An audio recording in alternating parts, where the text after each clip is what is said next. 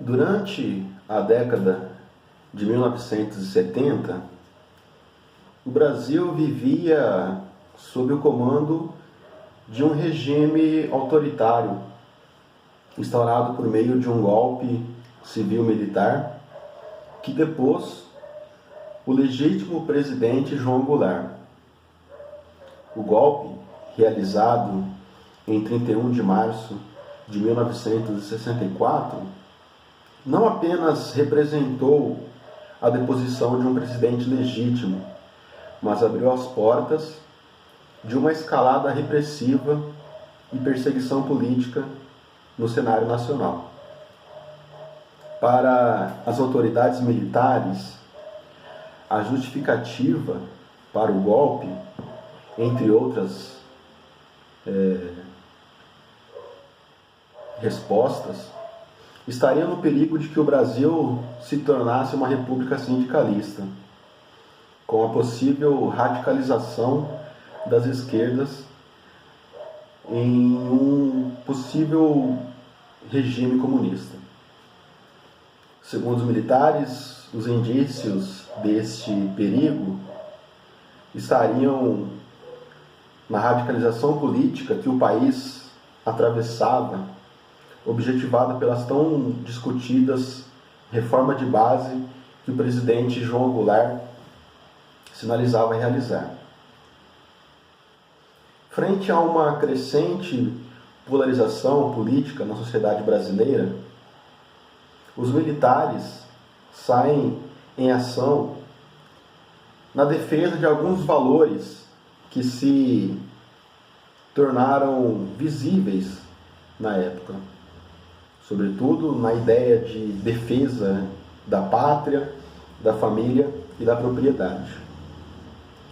Tratou-se de um dos episódios de maiores tensões na história da República, que mais uma vez via os conflitos e divergências políticas tomarem um desfecho autoritário, desaguando na realização de uma quartelada. Desde então, a figura dos representantes máximos do Executivo Nacional naquele período passa a ser sucedida por generais. A sociedade civil é afastada do direito de escolher seu presidente, o qual passa a ser decidido pela posse de patente e afinidade com os propósitos do movimento golpista. Uma poderosa engenharia de repressão e censura vai sendo construída, com propósitos de perseguir, abafar e liquidar as manifestações de oposição. A redação dos jornais passa por um controle rigoroso. As manifestações culturais, como cinema, teatro, música, eram perseguidas sob a sombra da censura. A estrutura política é modificada com a intervenção de governadores pró-regime. As organizações de trabalhadores são proibidas ou então permitidas, desde que sob as rédeas da ditadura. O processo que culminou no acontecimento de 31 de março de 1964 faz parte de uma cadeia de eventos que pode ter inúmeras interpretações, com objetivos de buscar desde as raízes do golpe, as formas de atuação dos agentes sociais envolvidos na defesa ou na oposição ao regime autoritário, passando inclusive da influência de organismos internacionais para a sua consecução. Então esse é um debate que a historiografia apresenta. Existem inúmeros livros, inúmeros artigos, que se debruçaram por investigar a cadeia de eventos que resultou no golpe militar de 1964. Inclusive, é um dos debates que, no caso, eu não vou apresentar aqui nesse mini curso, é sobre a questão do revisionismo histórico, sobre a questão do apoio da sociedade civil ao golpe militar e ao regime, a questão do do que seriam as responsabilidades por parte das esquerdas com relação à radicalização política, enfim. Não é um debate que eu vou me dedicar aqui, mas ele existe. Além dos acontecimentos de 1964, o período que antecedeu a movimentação dos militares se constitui fator essencial para entender a sucessão dos eventos. De modo que entende-se que 1964 significou o desfecho de um processo de polarização entre diferentes projetos de nação para o Brasil. Com isso, não se quer dizer que houve uma polarização com contornos definidos entre dois projetos antagônicos, mas que existiu um crescente acirramento social e político em que diferentes projetos de nação estavam em disputa, no qual o projeto que indicava o atendimento dos anseios populares, objetivados sobretudo pelas reivindicações das reformas de base, sofre a intervenção do processo cirúrgico que foi o golpe militar. Esse que vem, portanto, a castrar os anseios populares, impondo pela força das armas e por meio dos dispositivos característicos, como atos institucionais, a imposição de um regime de exceção e um projeto de manutenção da ordem. De 64 a 85, depois aí o período em que o Brasil volta a ter um presidente civil eleito, ainda que indiretamente, são 21 anos de ditadura militar. Portanto, muitos acontecimentos ocorreram de modo que se pode caracterizar o regime em diversas fases. A fase que diz respeito diretamente ao enfoque desse minicurso e constitui o meu objeto de pesquisa desde a época da graduação, no jornal Versus, trata-se de 1975 a 1979.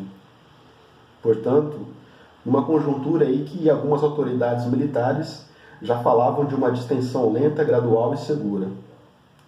Aí, portanto, sobre o comando do presidente general Ernesto Geisel. Estes, 74 a 79, 75 a 79, foram os anos de produção e circulação do jornal alternativo Versus, periódico que alternativo, né, um jornal constituinte aí da imprensa que ficou popularmente conhecido como imprensa nanica. Foi um jornal que fazia oposição e resistência política durante o regime militar.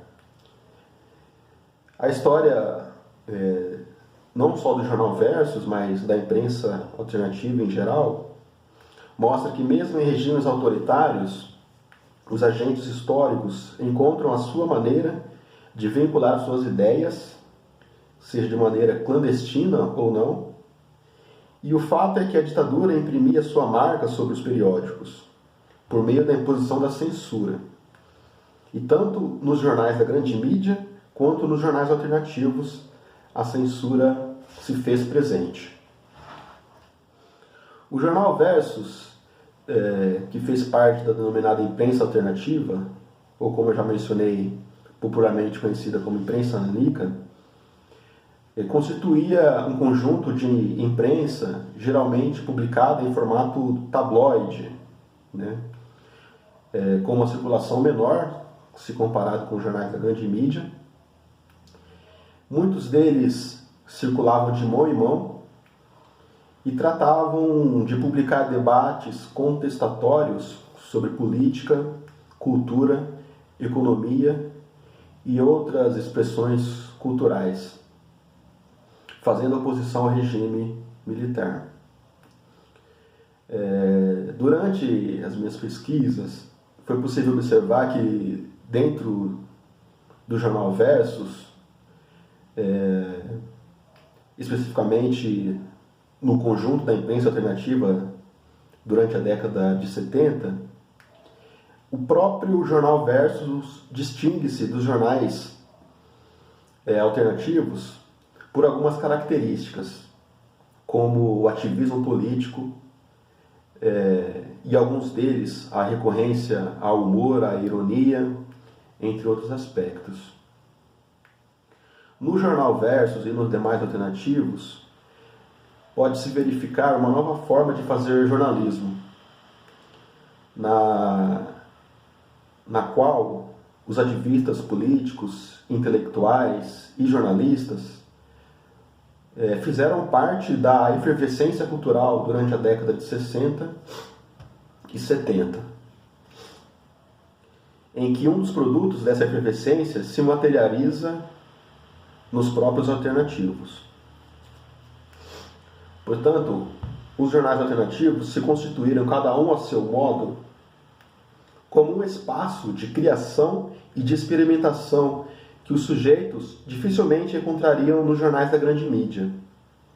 Sobretudo, de alguma maneira, pelo caráter complacente que alguns jornais da grande mídia possuíam com o regime, mas também pela natureza mercadológica destes representantes da grande imprensa, né? Ou seja, a grande mídia, os grandes jornais, eles, do ponto de vista político, quando não possuíam viés de apoio ao golpe e ao regime, muitas vezes o seu apelo mercadológico engessava a forma de fazer jornalismo e a forma de conceber o jornalismo, né? E isso, de alguma maneira, limitava as possibilidades de experimentação, as possibilidades de inovação, formando um terreno propício para a concepção de uma imprensa alternativa ou contra-hegemônica, como alguns preferem denominar. Quando se trata de analisar o que foi a experiência da imprensa alternativa, especificamente o jornal Versus, durante o regime civil-militar brasileiro, a gente se depara com a constatação de que ainda existem uma certa restrição, uma certa limitação quanto à difusão de pesquisas com estes jornais, né, tomando a imprensa alternativa como objeto de estudo. Sobre as publicações que eu tive acesso, que auxiliaram a produção dos meus estudos e das minhas pesquisas, alguns autores que podem ser destacados é o caso do jornalista Rivaldo Kine, que publicou o livro pela série Princípios, intitulado Imprensa Alternativa, Jornalismo de Oposição e Inovação, um livro que foi publicado em 1995. Além do livro do jornalista e cientista político Bernardo Kucinski, intitulado Jornalistas e Revolucionários no Tempo da Imprensa Alternativa, publicado em 2003. Uma das edições desse livro é de 2003. Outros estudos que podem ser observados também é a dissertação de mestrado do pesquisador Jefferson Cândido, intitulado Dois Lados da Moeda versus um Jornal Alternativo e Cultura, uma revista do MEC, 1976-1978, publicada em 2008. Além da dissertação de mestrado de Luiz Carlos Eblac de Araújo, intitulado Versus e a Imprensa Alternativa, em busca de uma identidade latino-americana, 1975-1979. Existem outros trabalhos, né, que poderiam ser aqui elencados, mas a princípio o que eu observei assim de melhor proveito para a elaboração de uma compreensão da imprensa alternativa seriam esses que já foram mencionados. No caso do livro do Rivaldo Kine, trata-se de um debate sobre a imprensa alternativa além de o autor apresentar aquilo que seriam algumas dificuldades que se apresentaram ao exercício do jornalismo no período militar, né? Como a prática da censura pelos governos militares. Além disso, o livro do Rivaldo Kine, ele também analisa, resumidamente, a história de 3 jornais alternativos: o Pasquim, Opinião e Movimento. Ele vai apontar um dado que de 64 a 1980 existiram cerca de 300 periódicos que se caracterizavam pela oposição intransigente ao regime militar.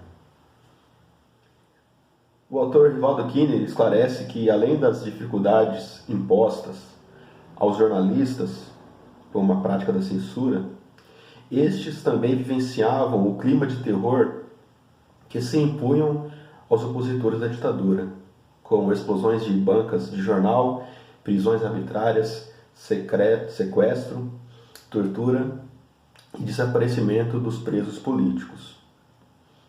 Conforme dados que o Rivaldo Kine apresenta, algumas regras da censura foram estabelecidas, que exigiam que alguns temas fossem evitados pelos jornalistas em suas publicações. Segundo Rivaldo Kine, compondo, portanto, uma espécie de decálogo de assuntos proibidos.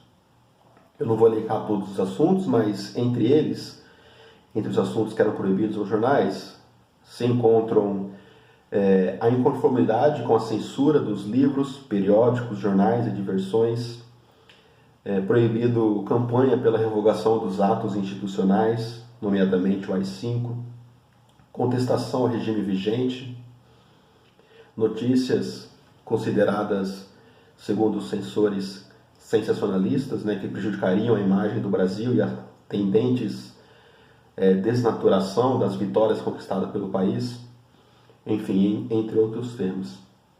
Se vocês tiverem curiosidade para ter mais informações sobre esse decálogo de assuntos proibidos, recomendo que procurem esse livro do Rivaldo Kine, que ele é bem elucidativo, assim, do ponto de vista para ajudar a gente a compreender esse clima de censura que vigorou na época do regime militar. A censura do regime naquele período funcionava como uma poderosa estrutura que, segundo Rivaldo Kine, empregava na época 5.000 pessoas em tempo integral para examinar livros, músicas, filmes, peças de teatro, rádio, televisão, artigos de jornal.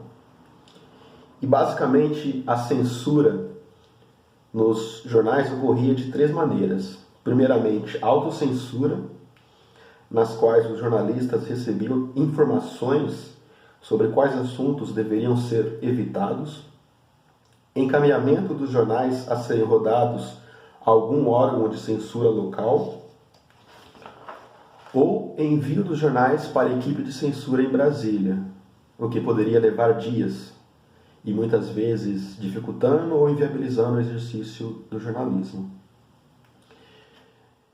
Porém, mesmo nesse cenário de restrição de liberdades de imprensa, os jornais alternativos faziam oposição sistemática ao regime, denunciando a tortura, a violação dos direitos humanos e criticando o modelo econômico.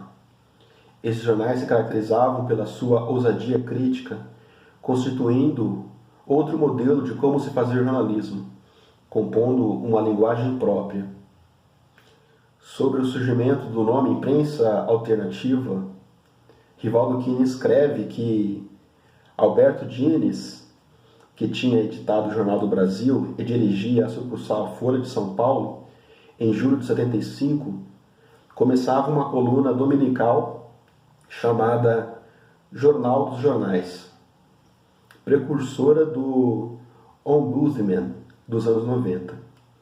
Dines fez um comentário sobre a imprensa que na época chamou de imprensa do leitor independente, underground ou o de grude, e era a única que fazia perguntas e a única que questionava.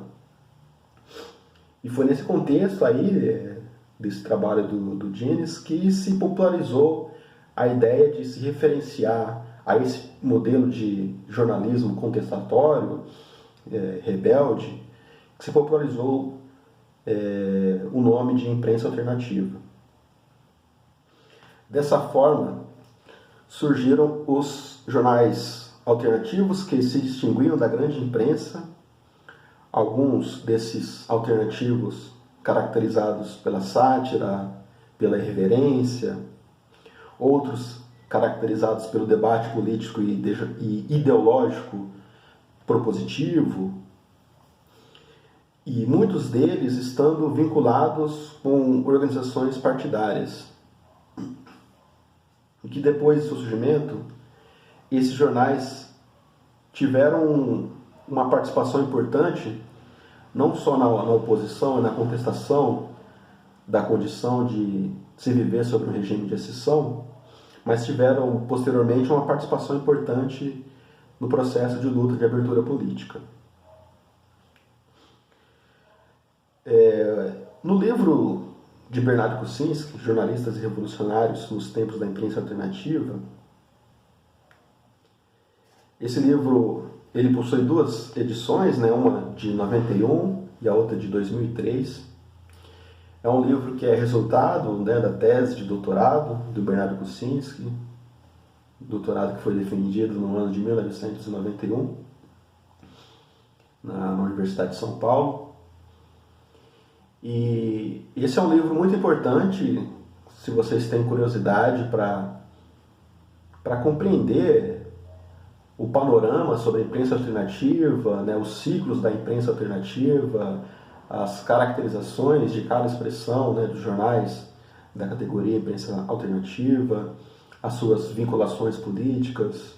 É um livro fundamental e necessário para todo aquele que tem curiosidade em conhecer a imprensa alternativa. Bom, esse tema sobre a imprensa alternativa e o contexto de oposição ao regime militar, a gente vai encerrando por aqui. Outras partes do minicurso serão gravadas e apresentadas para vocês, dando continuidade ao nosso curso sobre o Jornal Versus, Imprensa Alternativa e História do Brasil. Obrigado.